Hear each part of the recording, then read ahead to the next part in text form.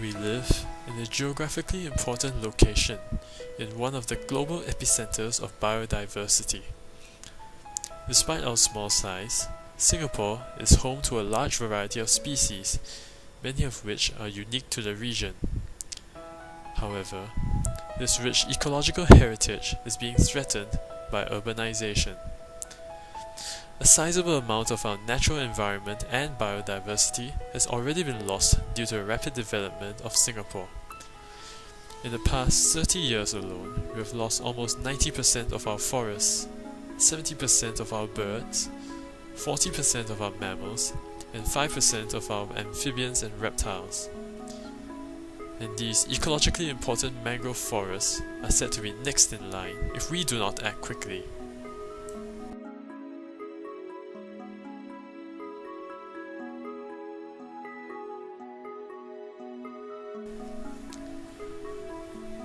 Garden City, and more recently, City in a Garden. These are some of the slogans that reflect Singapore's aspiration for greenery amidst the urban jungle. However, the lesser known yet important mangrove and mudflat ecosystems have largely been excluded from all of our green plans. Mangroves used to cover a relatively large portion of Singapore, occupying approximately 13% of our land area back in the 1950s. However, most of these have now been cleared to make way for developments such as Changi Village, Changi Airport, and the Jurong and Loyang industrial areas. Now, we are left with only a mere 0.5% of existing mangroves. These remaining sanctuaries too are under a threat from damming of the existing waterways to form reservoirs and strong waves from shipping traffic. Following the recent release of the 2030 Land Use Plan by the Ministry of National Development, the fates of many of our mangroves are left uncertain.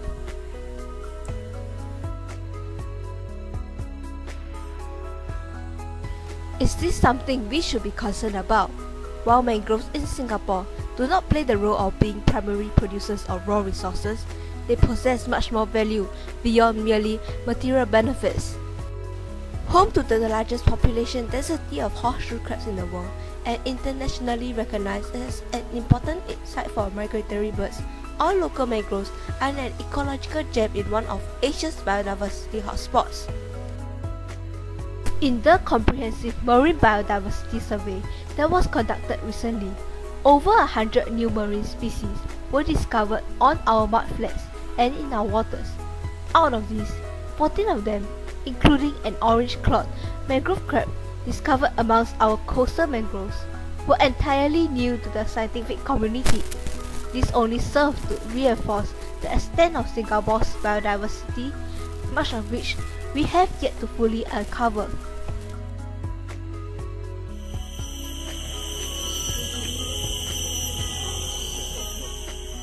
Besides their immense ecological significance, mangrove wetlands also play an important role in carbon sequestration, storing an average of 1 ton of carbon per hectare as organic material in the soil.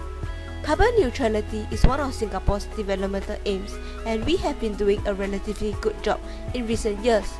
Mangroves, as extremely important carbon sinks, contribute strongly towards this goal. Conversely, the loss of mangroves will instead release all the stored carbon into the atmosphere, thereby contributing to the phenomenon of global warming and thus damaging the environment. Mangroves also serve a key function in securing our vulnerable coastlines. The roots of the mangrove trees stabilize the soil and prevent coastal erosion due to the incoming and outgoing tidal activities. In this unfortunate region of the mangroves where no mature mangrove trees were present, there has been significant erosion of the soil. This stands in stark contrast to the other more forested parts of the mangroves. As the mangroves grow, they build up sediments beneath them, which raises the height of the mangrove soils. Past research has found that mangrove soils build up at rates of up to 10 mm per year. This acts as a buffer against rising sea levels, which poses a significant threat to our relatively low-lying island. While Singapore has had mangrove replanting programs in the past, these are inadequate and are likely to be undermined by future land reclamation projects unless further steps are taken to protect our vulnerable mangroves, beginning with conferring formal protection in the form of a proper declaration of their status as nature reserves. However, merely preservation is not enough, as past development, the building of reservoirs in particular, has reduced the supply of sediment, which is necessary for the healthy development of the mangroves. Pollution also poses a threat to the well-being of the mangrove ecosystem. Befitting of our image as a city in the garden, there needs to be an additional effort to manage and maintain the viability of our mangrove gardens, effort that is surely well worth the trouble.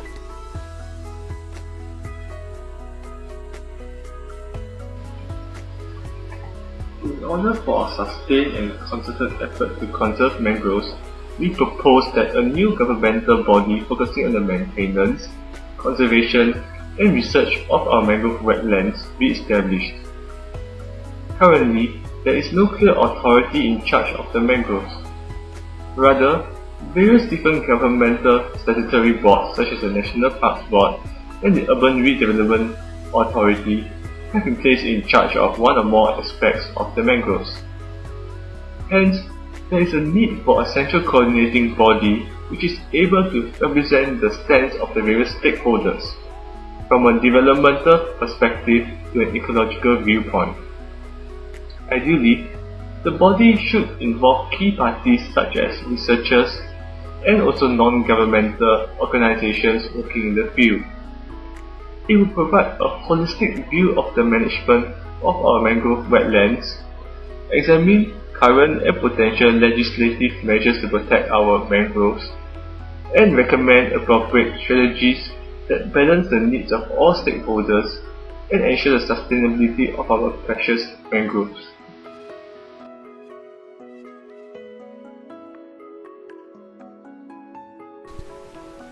Banking upon Singapore's green image, mangroves, as a unique ecosystem in the region, if developed sustainably, can be used to promote tourism. Singapore already draws many tourists on a yearly basis, thanks to the diverse experiences that it has to offer. Perhaps we could go one step further by playing to our ecotourism strengths, simply by drawing greater attention towards our biodiversity.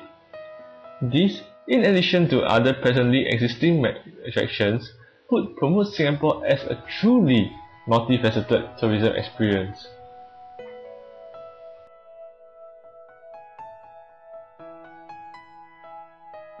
More importantly, conservation of the mangrove wetlands is part of our global environmental responsibility, not only for our local natural environment, but also as a developmental role model for other Southeast Asian countries.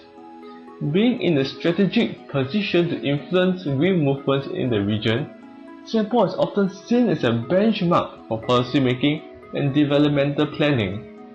Thus, it is to the benefit of both Singapore and the region if we were to maintain this image and further develop our brand of sustainable urban planning.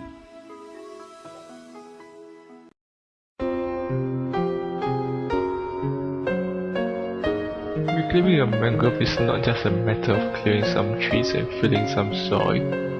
It is destroying an entire ecosystem. You can't simply grow another back later. They are simply irreplaceable. Each and every one of our natural resources has developed a unique identity as whole as the island itself.